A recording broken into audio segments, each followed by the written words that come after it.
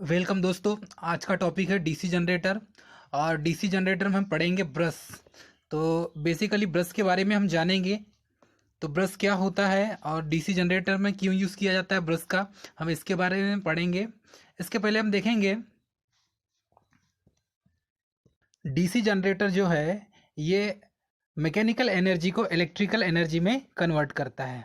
तो mechanical energy को electrical energy में कन्वर्ट करने का जो है यूज़ करते हैं, जो सिस्टम है ये है डीसी जनरेटर। और डीसी जनरेटर का हम यूज़ करते हैं, ठीक है। तो ये मैकेनिकल एनर्जी को इलेक्ट्रिकल एनर्जी में कन्वर्ट करता है और इलेक्ट्रिकल में एनर्जी कन्वर्ट करने के बाद ही हमें आउटपुट के रूप में क्या मिलता है, डीसी, ठीक है। अब इसके बारे में देखेंगे हम यहाँ पर ब्रश, कार्बन ब्रश पढ़ेंगे हम, अर्थात ब्रश के बारे में पढ़ेंगे जो डीसी जनरेटर में प्राय यूज़ किए जाते हैं। तो इसमें हम देखेंगे ब्रश का जो बेसिक वर्क है, ये बेसिक वर्क है कि जो इलेक्ट्रिकल एनर्जी उत्पन्न हुई है तो ये इलेक्ट्रिकल एनर्जी को ये क्या करता है, आउटपुट के रूप में बाहर निकालता है। तो आउटपुट के रूप में बाहर निकालने के लिए हमें ब्रशों का यूज़ करना पड़ेगा। तो जो इलेक्ट्रिकल एनर्जी बिल्डअप हुई है आर्मेचर में, उत्पन्न हुई है, उसे बाहर निकालने के लिए हम कार्बन ब्रश का यूज़ या ब्रश का यूज़ करते हैं। तो ब्रश बेसिकली वोल्टेज के आधार पर तीन टाइप से डिवाइड किया गया है। तो फर्स्ट हम देखेंगे, फर्स्ट है आपका, यह है लो वोल्टेज। लो वोल्टेज, तो लो वोल्टेज के आधार पर जो ब्रश हम यूज़ करेंगे वो कॉपर का बना होगा, कॉपर का बना होगा, अर्थात ये मेटल का बना होगा, कॉपर ब्रश यूज़ करेंगे हम। और सेकंड है आपका मीडियम वोल्टेज। तो मीडियम वोल्टेज के लिए है आपका ग्रेफाइट का बना हुआ, किसका बना हुआ, ग्रेफाइट का बना हुआ। और थर्ड है आपका हाई वोल्टेज के लिए। तो हाई वोल्टेज में आप कौन सा ब्रश यूज़ करेंगे, तो हाई वोल्टेज में आप कार्बन ब्रश यूज़ करेंगे। तो हाई वोल्टेज के लिए कौन सा, कार्बन ब्रश। फिर से मैं बताना चाहूँगा, वोल्टेज के आधार पर हमने डिवाइड किए हैं ब्रशों को। तो लो वोल्टेज के लिए जो ब्रश यूज़ करेंगे वो कॉपर ब्रश यूज़ करेंगे, ठीक है। मीडियम वोल्टेज के लिए जो ब्रश यूज़ करेंगे वो ग्रेफाइट ब्रश यूज़ करेंगे। और तीसरा है आपका थर्ड, हाई वोल्टेज के लिए जो ब्रश यूज़ करेंगे वो कार्बन का ब्रश यूज़ करेंगे। तो इस तरीके से जो ब्रश है उसे तीन पार्ट में हमने, मतलब वोल्टेज के आधार पर तीन पार्ट में हमने डिवाइड किए हैं। तो प्रत्येक जो कार्बन ब्रश होता है उनमें 1 वोल्ट ड्रॉप होता है। जितने भी ब्रश होंगे, तो कार्बन जो ब्रश होगा, प्रत्येक कार्बन ब्रश में कितना वोल्टेज ड्रॉप होगा, तो ये होगा आपका 1 वोल्ट। कितना होगा, 1 वोल्ट ड्रॉप होता है, ठीक है। तो प्रत्येक कार्बन ब्रश में 1 वोल्ट वोल्टेज ड्रॉप हुआ, ये क्या हुआ, वोल्टेज ड्रॉप होता है। तो ये सीधे शब्दों में हमें याद रखना है कि प्रत्येक कार्बन ब्रश में 1 वोल्ट पर्टिकुलर ड्रॉप होगा ही। और प्रत्येक कार्बन ब्रश में जो है वोल्टेज कितना ड्रॉप होगा, तो 2 कार्बन ब्रश है तो 2 वोल्ट ड्रॉप होगा, प्रत्येक कार्बन ब्रश में 1 वोल्टेज ड्रॉप। तो एक जनरेटर में 2 कार्बन ब्रश लगे होते हैं, तो यह कितना वोल्टेज ड्रॉप करेगा, 2 वोल्ट ड्रॉप करेगा। तो एक, यदि 2 कार्बन ब्रश लगी हुई हैं एक जनरेटर में, तो कितना, 2 वोल्ट ड्रॉप करेगा, ठीक है। इस थ्योरी को भी हमें याद रखना है। अब इसके बारे में हम देखते हैं, कार्बन जो ब्रश है ये निगेटिव वोल्टेज टेम्परेचर कोफिशिएंट होता है।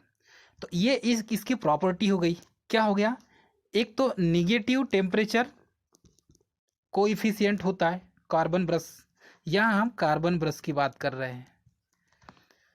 सेकेंड पॉइंट इसमें यह है, इसकी प्रॉपर्टी क्या होती है, ये सेल्फ लुब्रिकेटिंग प्रॉपर्टी होती है इसकी। तो जो कार्बन ब्रश है इसकी प्रॉपर्टी होती है सेल्फ लुब्रिकेटिंग प्रॉपर्टी होती है, ठीक है। उसके बाद थर्ड पॉइंट इसका यह है कि इसमें कम्यूटेटर जो है, इसमें स्पार्किंग प्रोड्यूस्ड होता है। तो कम्यूटेटर में जो नो स्पार्किंग प्रोड्यूस होगा, तो उसके लिए भी इसका यूज़ करते हैं। तो यदि आप कार्बन ब्रश का यूज़ करते हैं तो स्पार्किंग जो है वो कम होगी। उसके बाद है करंट कैरिंग जो कैपेसिटी होती है कार्बन ब्रश की, वो 4 से 6 एम्पियर पर सेंटीमीटर स्क्वायर होती है।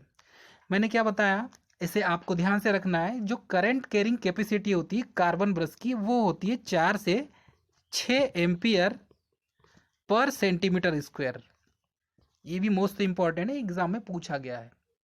अब देखेंगे हम डायग्राम में कि डायग्राम में क्या दिया हुआ है और डायग्राम के अनुसार हम समझेंगे। दोस्तों इस डायग्राम में हम देखेंगे, इस डायग्राम में ये जो पार्ट है, ये जो पार्ट है एक रोटर या आर्मेचर का पार्ट है। सेकंड है ये आपका ब्रश, और ब्रश के अंदर जो कार्बन लगा हुआ है ब्रश, तो ये हो गया आपका होल्डर, ब्रश होल्डर। ठीक है, इसके बाद ये जो अटैच है ये कम्यूटेटर है आपका, ये स्प्रिंग लगी हुई है। तो इसमें क्या समझेंगे हम, ये जो स्प्रिंग है, इस स्प्रिंग में जो प्रेशर होता है वो कितना प्रेशर होता है, तो ये जो स्प्रिंग है इस स्प्रिंग में कितना प्रेशर होता है, 0.9 किलोग्राम पर 2.5 सेंटीमीटर स्क्वायर, इतना प्रेशर होता है। मैं रिपीट करूंगा फिर से कि कार्बन ब्रश की जो स्प्रिंग होती है उस स्प्रिंग में कितना प्रेशर होता है।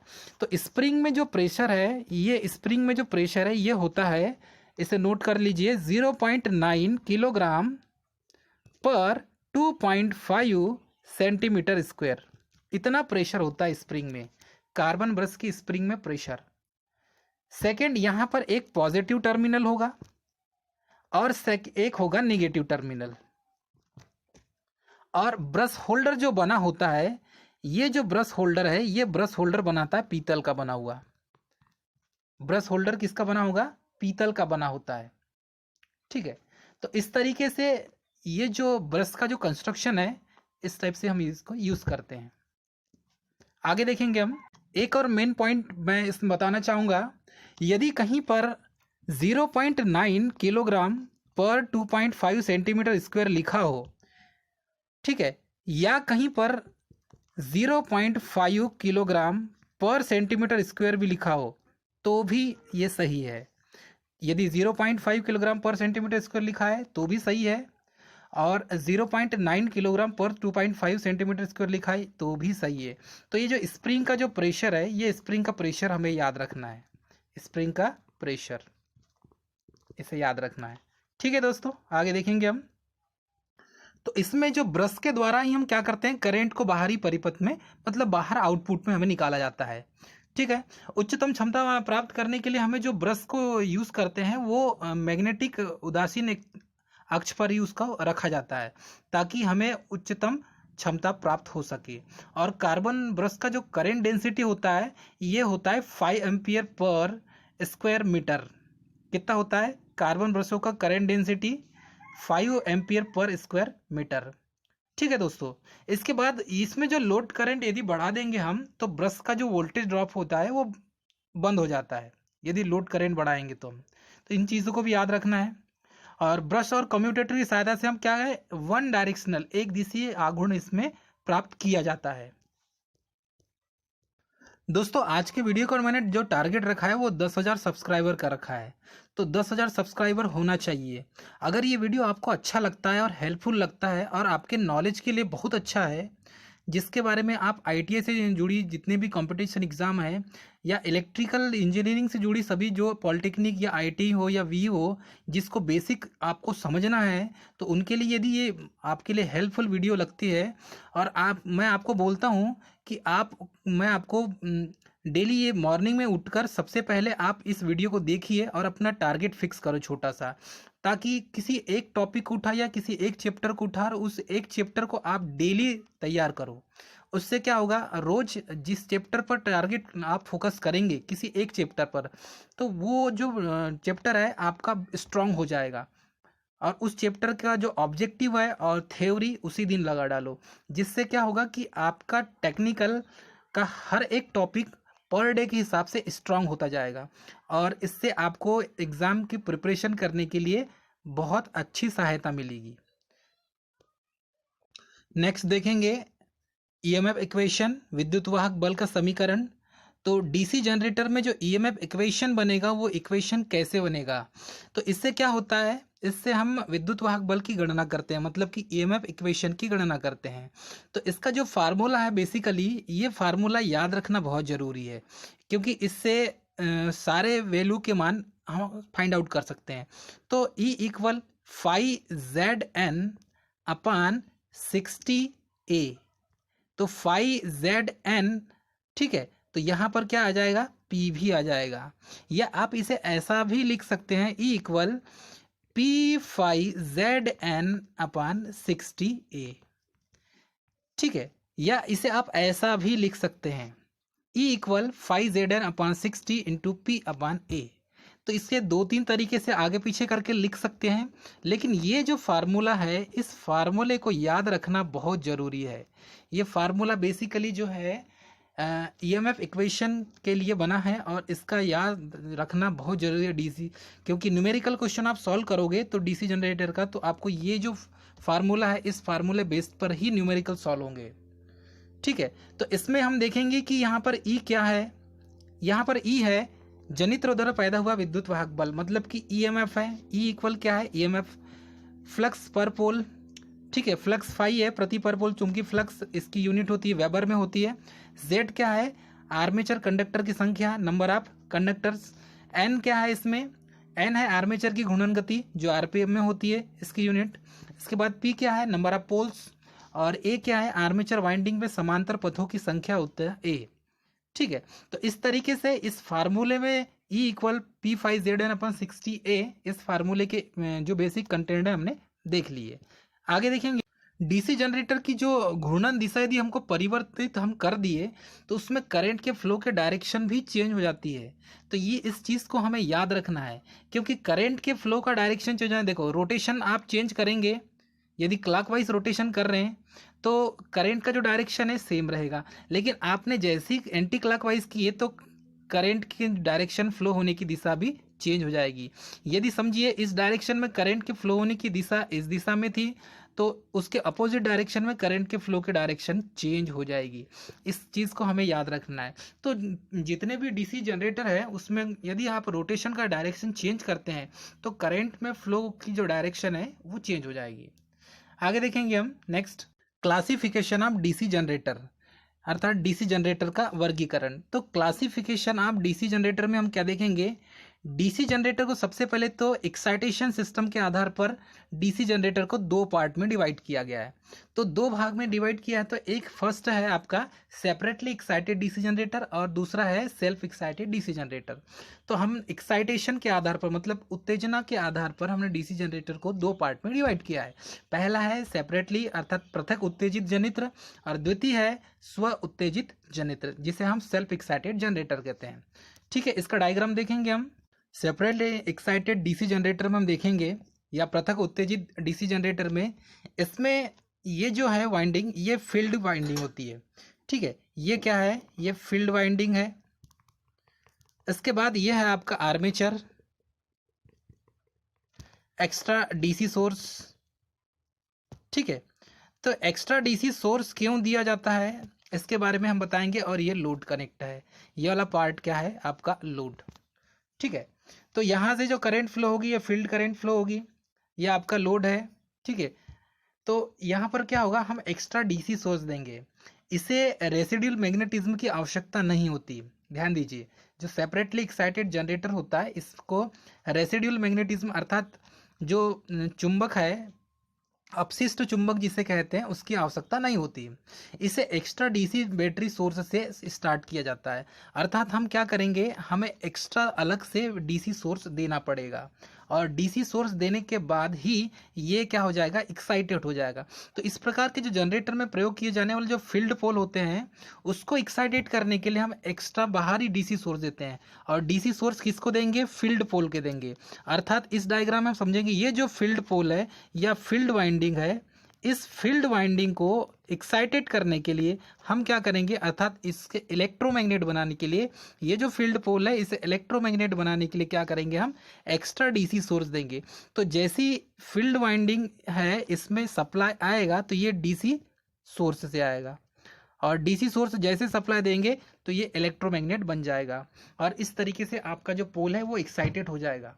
ठीक है, इसलिए इसको क्या, इसमें क्या करेंगे हम, मोस्ट इंपॉर्टेंट है, इसे एक्स्ट्रा डीसी बैटरी सोर्स से स्टार्ट किया जाता है।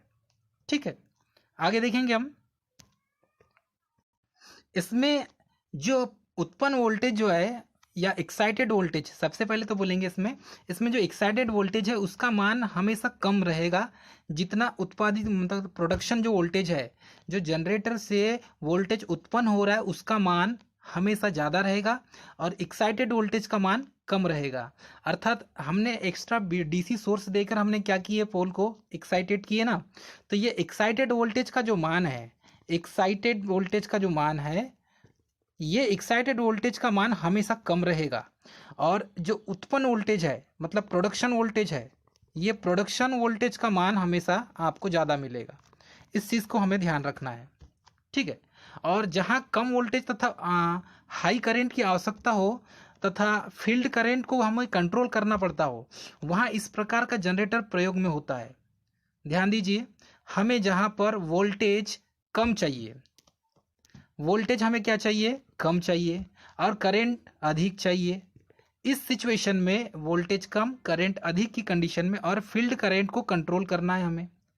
तो इस कंडीशन में जो जनरेटर हम यूज़ करेंगे वो separately excited DC generator use करेंगे। कब की कंडीशन में, जब हमें वोल्टेज कम चाहिए और करंट अधिक चाहिए। तो वोल्टेज कम करंट अधिक के लिए सेपरेटली एक्साइटेड डीसी जनरेटर का यूज़ करेंगे। क्योंकि जैसे इसका यूज़ कहाँ कहाँ करते हैं हम, विद्युत लेपन में करते हैं, धातु के शुद्धिकरण में इत्यादि सभी चीज़ों में प्रयोग करते हैं। तो ये सेपरेटली एक्साइटेड डीसी जनरेटर का यूज़ करते हैं। यदि इसे दोस्तों हम डायग्राम से समझें तो इसे डायग्राम से कैसा समझेंगे, हमने क्या बनाया, ये देखो, ये एक पोल बनाया। इस पोल को हमने इस तरीके से डिज़ाइन किया, और यहाँ पर ये इसका है रोटर पार्ट। ये क्या है आपका, रोटर पार्ट, रोटर है, ठीक है। ये वाइंडिंग बना दी हमने किनारे किनारे, ये होल वाली इसमें वाइंडिंग है, केज है ये, ठीक है। ये एन पोल का है, यहाँ से हम क्या करेंगे, सप्लाई देंगे। ये आपका सप्लाई दे दिए, उसके बाद ये हमने कॉइल लपेट दिए और यहाँ से बाहर निकाल दिया, ठीक है। तो इससे जो करंट फ्लो होगी, ये कौन सी करंट होगी, फील्ड करंट, क्योंकि ये फील्ड वाइंडिंग है। ये क्या है, फील्ड वाइंडिंग। तो इससे करंट फ्लो होगी।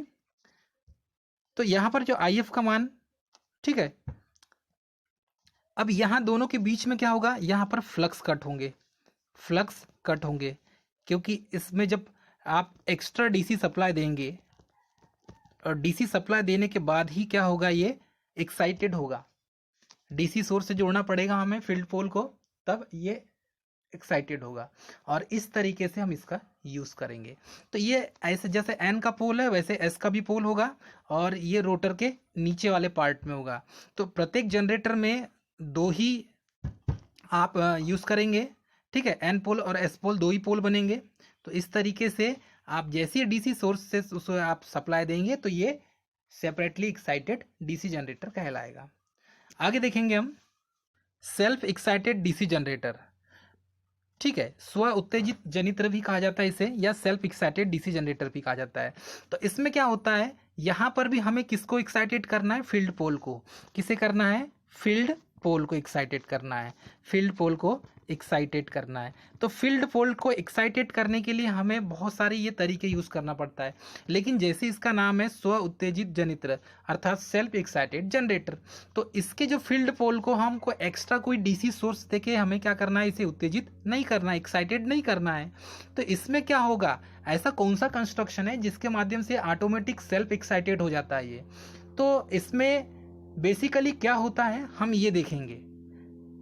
इस डायग्राम में इसका क्रॉस सेक्शन दिखाया गया है, अर्थात ये जो पार्ट है ये फील्ड वाइंडिंग का पार्ट है।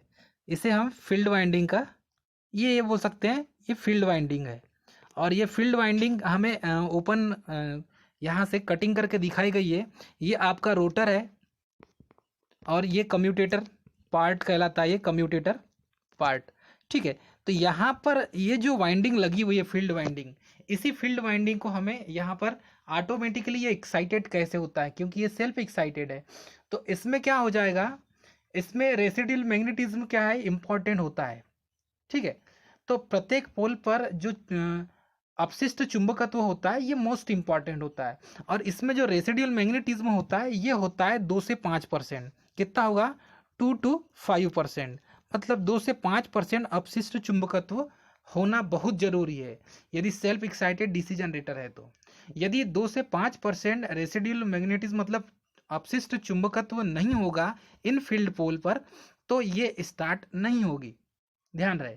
और ये सेचुरेटेड की कंडीशन में ही जिसका जो फ्लक्स होता है ये कांस्टेंट होता है। जब ये सेचुरेशन की कंडीशन में आएगा तो फ्लक्स क्या हो जाएगा, कांस्टेंट हो जाएगा, ठीक है। उसके बाद स्टार्टिंग के समय में जो होगी, स्टार्टिंग के समय में, और स्टार्टिंग के समय में हमें 2 से 5% अपशिष्ट चुंबकत्व चाहिए, अपशिष्ट चुंबकत्व का होना बहुत आवश्यक है, तब ये सेल्फ एक्साइटेड डीसी जनरेटर बनेगा, अर्थात ये जनरेटर स्टार्ट ही नहीं होगा। ठीक है, इसके बाद हम देखेंगे तो पोल जब सेचुरेटेड की कंडीशन में होता है, जब पोल सेचुरेशन हो जाता है, ठीक है, तो सेचुरेशन की कंडीशन में फ्लक्स क्या हो जाएगा, कांस्टेंट हो जाएगा। ध्यान से देखिए, ये रिलेशन बहुत जरूरी है, याद रखना। तो जब पोल का सेचुरेशन की कंडीशन में होगा तो सेचुरेशन की कंडीशन में जो फ्लक्स हो जाएगा ये कांस्टेंट हो जाएगा। क्या हो जाएगा, कांस्टेंट। और यदि पोल अनसेचुरेशन की कंडीशन में है तो अनसेचुरेशन की कंडीशन में क्या हो जाएगा, अनसेचुरेशन की कंडीशन में फ्लक्स का मान बढ़ता जाएगा। ये दो चीज हमें याद रखना है। ठीक है, तो इसमें अपशिष्ट चुंबकत्व कितना होना चाहिए, 2 से 5%। ठीक है, रेटेड कितना हो चाहिए, 2 से 5% फ्लक्स होना बहुत जरूरी है, मतलब चुंबकत्व की गुण होना बहुत आवश्यक है। ठीक है, आगे देखेंगे हम। इस डायग्राम से हम समझते हैं ये आपका आर्मेचर है, इसे आर्मेचर है, और ये जो फील्ड वाइंडिंग है, इसी फील्ड वाइंडिंग में अपशिष्ट चुंबकत्व की जो मात्रा होना चाहिए वो होना चाहिए 2 से 5% होना चाहिए, तभी ये क्या हो जाएगा, सेल्फ एक्साइटेड डीसी जनरेटर बनेगा। ठीक है, तो इस डायग्राम में ये पॉजिटिव टर्मिनल हो गया, ये नेगेटिव टर्मिनल होगा। जैसे ही आप सप्लाई से जोड़ेंगे तो ये क्या हो जाएगा, 2 से 5% इसमें रेसिडुअल मैग्नेटिज्म होगा, तो ये self excited DC generator automatic start हो जाएगा। ठीक है, आगे देखेंगे हम। अब ये सेल्फ एक्साइटेड डीसी जनरेटर को हमें क्या बनाना है, सेल्फ स्टार्ट बनाना है। तो ये जो डीसी जनरेटर है इसे सेल्फ स्टार्ट बनाना है। डीसी जनरेटर को क्या बनाना है, हमें सेल्फ स्टार्ट बनाना है, मतलब ऑटोमेटिक स्टार्ट होना चाहिए। तो सेल्फ स्टार्ट बनाने के लिए हमें 2 मेथड को पढ़ना पड़ेगा इसके बारे में। एक तो परमानेंट मैग्नेट यूज करना पड़ेगा, हमें क्या यूज करना पड़ेगा, परमानेंट मैग्नेट हम जब यूज करेंगे तो सेल्फ स्टार्ट हो जाएगा, या तो फिर हमें इलेक्ट्रोमैग्नेट यूज करना पड़ेगा, इलेक्ट्रोमैग्नेट यूज करना पड़ेगा, तो ये सेल्फ स्टार्ट हो जाएगा। तो अब हम परमानेंट मैग्नेट का यूज करेंगे तो ये कैसे काम करेगा ये देखेंगे हम। तो इसमें क्या है, चुंबकीय क्षेत्र स्थापित करने के लिए हमें स्थायी चुंबक की आवश्यकता होती है। जब परमानेंट मैग्नेट का यूज करेंगे तो ये परमानेंट मैग्नेट है, देखिए इसके जो बार बने हुए हैं ये परमानेंट मैग्नेट है। ठीक है, ये मैग्नेट के टीथ दिख रहे हैं आपको। ठीक है, और ये कॉइल वाउंड हुआ है अंदर, इस टाइप से होता है, और जैसे ही इसके अंदर ये रोटर घूमेगा तो ये ऑटोमेटिक सेल्फ स्टार्ट हो जाएगा, क्योंकि यहाँ पर रेसिडुअल मैग्नेटिज्म की जो आवश्यकता है 2 to 5%, ये ऑटोमेटिकली यहाँ पर परमानेंट मैग्नेट है तो ये ऑटोमेटिक सेल्फ स्टार्ट हो जाएगा। अब ये तो परमानेंट मैग्नेट होने के कारण सेल्फ स्टार्ट हो गया, लेकिन अब यदि हमें इलेक्ट्रोमैग्नेट का यूज़ करना है और उसे सेल्फ स्टार्ट बनाना है तो इलेक्ट्रोमैग्नेट का भी यूज़ करके हम सेल्फ स्टार्ट बना सकते हैं। अर्थात जितने भी छोटे जनरेटर मिलेंगे आपको, तो जितने भी छोटे जनरेटर जो बेसिकली रूरल एरियाज़ में यूज़ होता है या बहुत सारे वर्कशॉप में यूज़ होते हैं, तो इन वर्कशॉप में जो यूज़ होते हैं ये होते हैं आपके परमानेंट मैग्नेट टाइप। क्या होंगे, परमानेंट मैग्नेट टाइप होते हैं ये सेल्फ एक्साइटेड डीसी जनरेटर।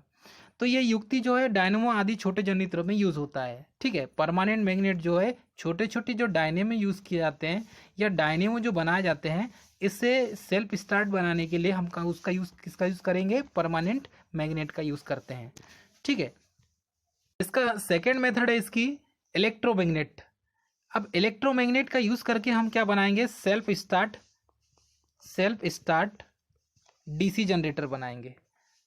तो हम इलेक्ट्रोमैग्नेट का यूज़ करके बनाएंगे तो हमें जो कॉइल है या वाइंडिंग, उस वाइंडिंग को हम ऐसे कौन सी जगह पर उसे इंस्टॉल करेंगे या लगाएंगे जिसके माध्यम से ये सेल्फ स्टार्ट बन जाएगी। तो इसमें क्या होता है, मैग्नेटिक फील्ड स्थापित करने के लिए हम क्या करते हैं, विद्युत चुंबक का प्रयोग करते हैं, अर्थात इलेक्ट्रोमैग्नेट का प्रयोग करते हैं। और इसमें जो फील्ड वाइंडिंग होगी इसके संयोजन विधि के आधार पर हम क्या करेंगे, यहाँ पर जनरेटर को 3 प्रकार से बांटेंगे। ठीक है, पहले तो फील्ड वाइंडिंग के आधार पर हम क्या करेंगे, इस जनरेटर को 3 प्रकार से बांटेंगे। अब यहाँ पर जो वाइंडिंग यूज की जाएगी मुख्यतः सेल्फ स्टार्ट बनाने के लिए, ये इसके 3 टाइप हैं। पहला तो सेल्फ वाइंड, ठीक है, सीरीज वाइंडिंग जनरेटर, सेकेंड है शंट वाइंडिंग जनरेटर और थर्ड है कंपाउंड वाइंडिंग जनरेटर। तो सीरीज वाइंडिंग जनरेटर में क्या होगा और शंट वाइंडिंग जनरेटर में क्या होगा, ठीक है, और कंपाउंड वाइंडिंग जनरेटर में क्या होगा, तो इन तीनों को हम पढ़ेंगे। तो हमने क्या किया, सबसे पहले तो बेसिक इसका फ्रेम तैयार करते हैं। हमने सबसे पहले पढ़ा जनरेटर, और जनरेटर में क्या देखा हमने, ये जो जनरेटर है इसे दो पार्ट में हमने डिवाइड किया था एक्साइटेड के आधार पर। एक तो सेपरेटली एक्साइटेड और उसके बाद सेल्फ एक्साइटेड। तो सेल्फ एक्साइटेड में हमें तीन टाइप मिले। अभी कौन कौन से मिले हैं, सेल्फ एक्साइटेड में दो टाइप का सबसे पहले तो हमने पढ़े, कौन कौन सा, एक तो परमानेंट मैग्नेट टाइप का और दूसरा इलेक्ट्रोमैग्नेट टाइप का। तो ये दो टाइप के पढ़े। अब हम यहाँ पर पढ़ेंगे बेसिकली इलेक्ट्रोमैग्नेट जो है सेल्फ एक्साइटेड डीसी जनरेटर, ये इसके तीन टाइप हैं। और पहला है सीरीज, दूसरा है शंट और तीसरा है कंपाउंड। तो ये तीन टाइप का मतलब श्रेणी, समांतर और मिश्रित। तो ये तीन प्रकार के सेल्फ एक्साइटेड डीसी जनरेटर हम पढ़ेंगे। फर्स्ट हम देखेंगे सेल्फ एक्साइटेड डीसी जनरेटर में सीरीज वाउंड जनरेटर या श्रेणी कुंडलित जनित्र। इसका डायग्राम देखेंगे सबसे पहले। तो ये आपका हो गया आर्मेचर और ये हो गया आपकी फील्ड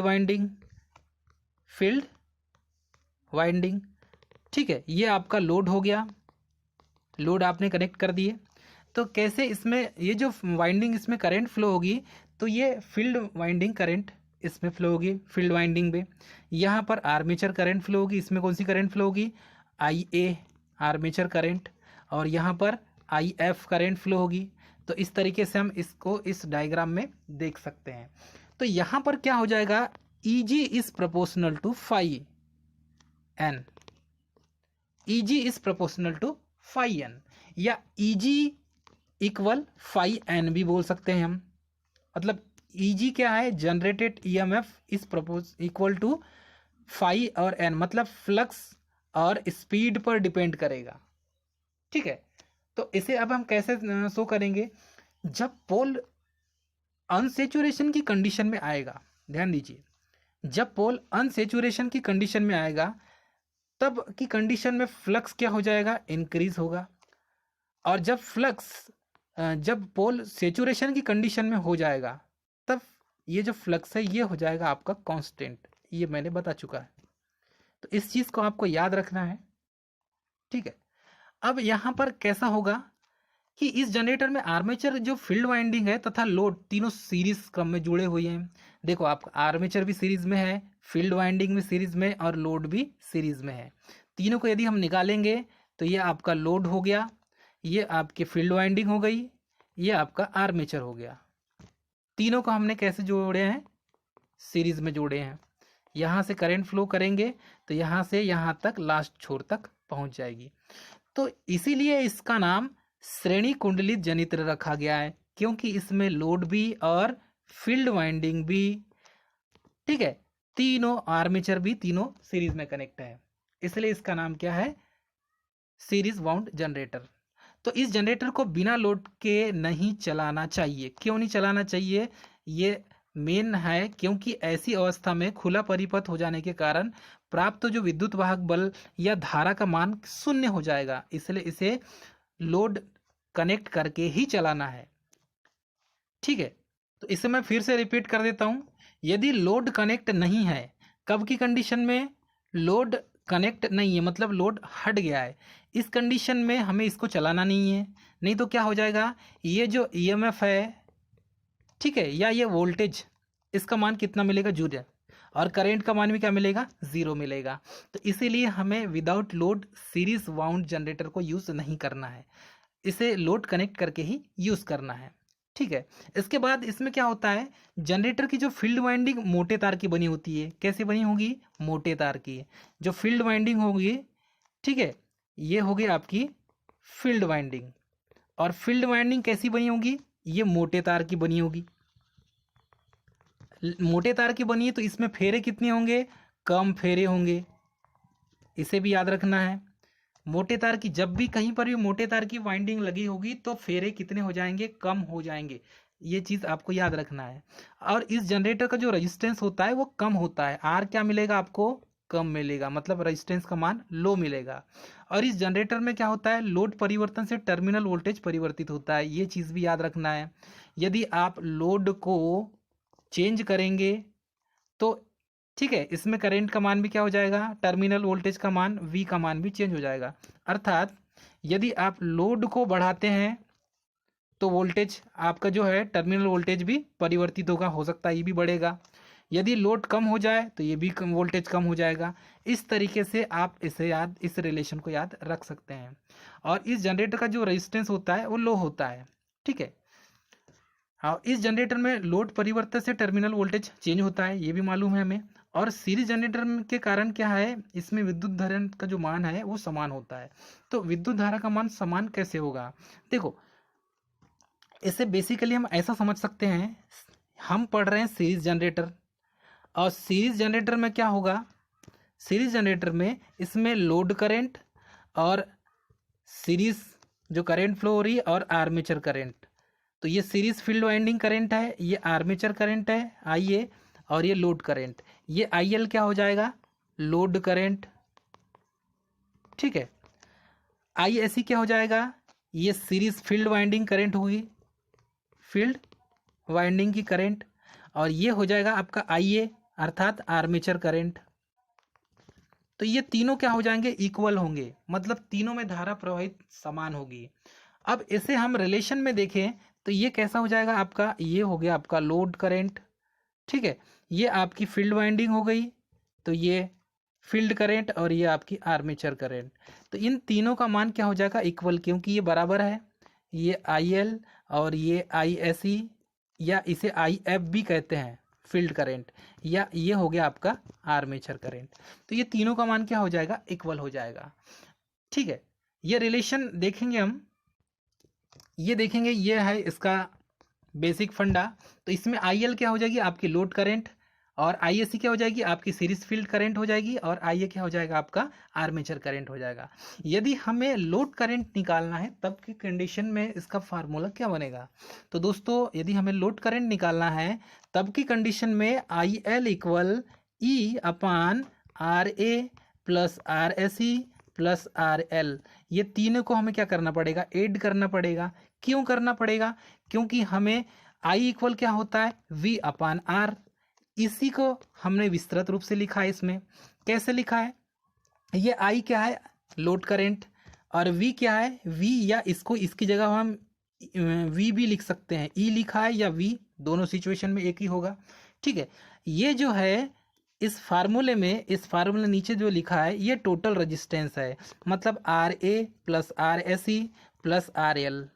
तो ये लोड का रेजिस्टेंस हो गया, ये सीरीज फील्ड वाइंडिंग का रेजिस्टेंस हो गया, और ये आर्मेचर का रेजिस्टेंस हो गया, ये आर्मेचर का, ये फील्ड वाइंडिंग का, और ये किसका हो जाएगा, आपका लोड का। तो ये तीनों का रेजिस्टेंस टोटल आर निकल जाएगा।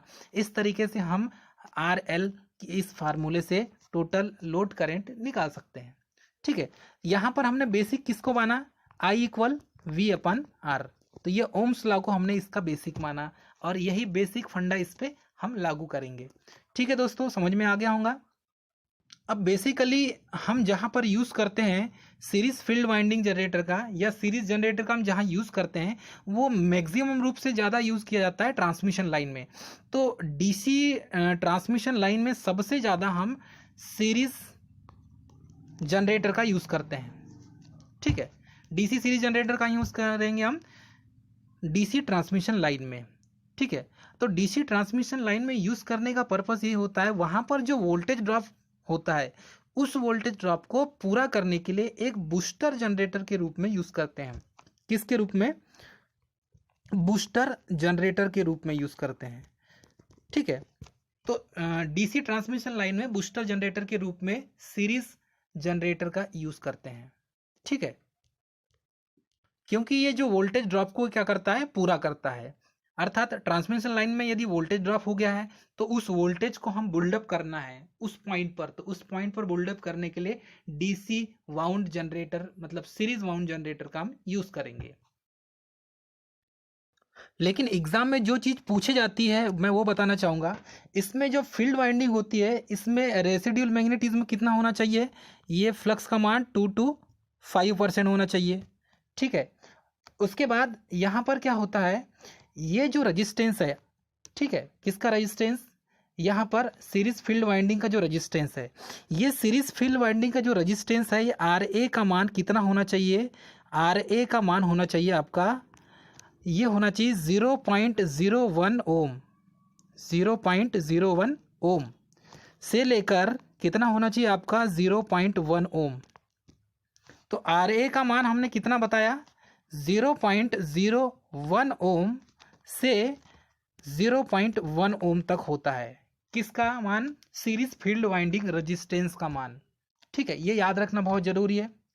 इसके बाद इसमें जो रेजिस्टेंस का मान होता है लो होता है, कम होता है, मैंने बताया आपको, लेकिन कितना कम होता है, 0.01 ओम से 0.1 ओम तक होता है। ये एग्जाम में पूछा जाता है। ठीक है, इसमें क्या होता है, एट नो लोड की कंडीशन में, अब यहाँ पर दो कंडीशन क्रिएट होती है। एक नो लोड की कंडीशन में, नो लोड की कंडीशन, तो नो लोड की कंडीशन में क्या होता है ये देखेंगे हम। नो लोड की कंडीशन में 4 वोल्ट से 10 वोल्ट जनरेट करता है। कितना करेगा, 4 से 10 वोल्ट जनरेट करता है। ये नो लोड की कंडीशन हुई। क्यों, किसके कारण ये जनरेट करता है, ये 4 से 10 वोल्ट जनरेट कर रहा है नो लोड की कंडीशन में, ये किसके कारण है, ये है रेसिड्यूल मैग्नेटिज्म, मतलब अपशिष्ट चुंबकत्व के कारण 4 से 10 वोल्ट जनरेट करता है। ध्यान रहे सभी दोस्तों। ठीक है, अब या ये भी बोल सकते हैं हम 2 से 5% रेटेड वोल्टेज जो जनरेट करता है, या ये नहीं लिखाऊंगा 4 वोल्ट से 10 वोल्ट जनरेट करता है, या 2 से 5% जो वोल्टेज जनरेट करता है, ये परसेंट में लिखा हुआ है, और ये 2 से 5% वोल्टेज जनरेट करता है, इसका मान कितना होगा, 4 वोल्ट या 10 वोल्ट, मतलब 4 वोल्ट से लेकर 10 वोल्ट होगा। तो ये जो 5% तक है, यही 4 से 10 वोल्टेज जनरेट करता है, और ये अपशिष्ट चुंबकत्व अर्थात रेसिड्यूल मैग्नेटिज्म के कारण ही ये उत्पन्न करता है। ठीक है, इतना समझ में आना चाहिए। इसके बाद एक इसका रिलेशन बनता है, यदि जनरेटेड ईजी का मान बढ़ाना है हमें, ठीक है, तो इसकी कंडीशन में क्या है, एन और फाई, मतलब कि ये जो है इसका मान बढ़ जाएगा। अर्थात आप वोल्टेज बढ़ाएंगे तो फ्लक्स का मान और स्पीड दोनों बढ़ जाएगी। इस चीज को, इस रिलेशन को याद रखना है हमें। ठीक है, और यदि फुल लोड की कंडीशन में वोल्टेज राइजिंग कैरेक्टरिस्टिक्स बनता है, तो इसकी वोल्टेज राइजिंग कैरेक्टरिस्टिक्स कैसी बनेगी, ये बनेगी आपकी इस टाइप से, वोल्टेज राइजिंग कैरेक्टरिस्टिक यहाँ से इस टाइप से राइज होगा। ठीक है, तो ये जो लाइन होगी, ये लाइन होगी फुल वोल्टेज की, फुल लोड। ठीक है, ये फुल लोड की कंडीशन में होगी। तो फुल लोड की कंडीशन में यहाँ पर जो वोल्टेज बिल्डअप होगा, यही होगा 4 वोल्ट से 10 वोल्ट तक। ठीक है, क्योंकि ये रेसिड्यूल मैग्नेटिज्म के कारण होता है, यही मैंने बताया अभी आपको। तो ये जो ग्राफ है, ये लोड और वोल्टेज के बीच का ग्राफ है, लोड और वोल्टेज के बीच का ग्राफ होता है ये। आशा करता हूं दोस्तों ये आपको समझ में आ गया होगा ग्राफ।